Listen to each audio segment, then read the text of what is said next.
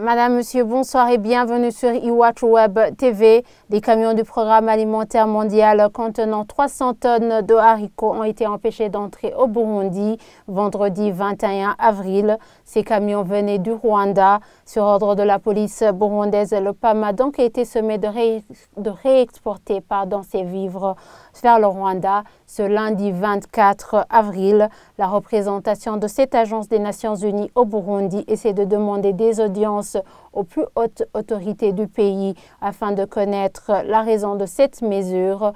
On écoute la représentante adjointe du PAM, Nicole Jacquet. On nous a dit qu'il y avait un problème de sécurité. Donc lorsqu'un pays nous dit qu'il y a un problème de sécurité, si vous voulez, le PAM, c'est le premier à ne pas vouloir risquer, mettre en péril la cargaison, mettre en péril les chauffeurs, mettre en péril les camions.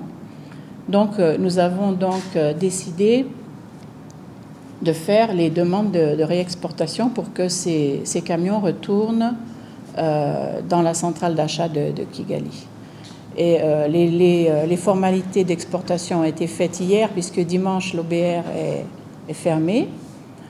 Et donc les camions, je crois, sont en train de repartir ce matin sur Kigali. Nous sommes en train de demander des audiences au plus haut niveau auprès des ministères de l'Intérieur et de la Sécurité publique pour demander si ce corridor du Nord est impraticable désormais ou alors s'il s'agit d'un problème temporaire et que dans un avenir proche, le PAM pourra de nouveau utiliser ce corridor.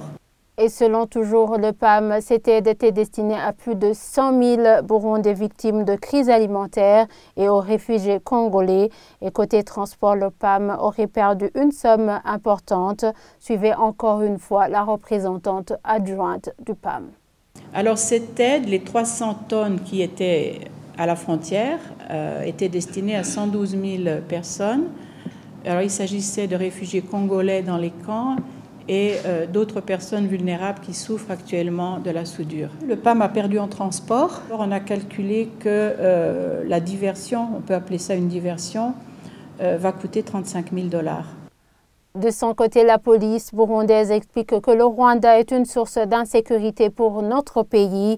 Il y a donc des mesures qui sont prises pour tout ce qui provient de ce pays. On écoute le porte-parole de la police, Pierre Murikiye. C'était pour des raisons de sécurité, je ne pourrais pas dire plus, et bien c'était pour des raisons de sécurité. Il n'y a pas d'autres détails beaucoup plus probants que ce que vous connaissez vous-même. Vous savez que depuis 2015, il y a une insécurité qui a été perpétrée. Maintenant, tout le monde sait que le mal sécuritaire vient de là-bas. Et donc, si aujourd'hui, il y a des objets ou des personnes qui proviennent de cet endroit-là, eh bien, on doit prendre toutes les mesures. Et c'est le droit, et tous les pays ont le droit de protéger leur territoire contre toutes sources de criminalité extérieure. C'est sur ces propos de Pierre Murikiye que nous terminons ce fait du jour. Merci de nous avoir suivis.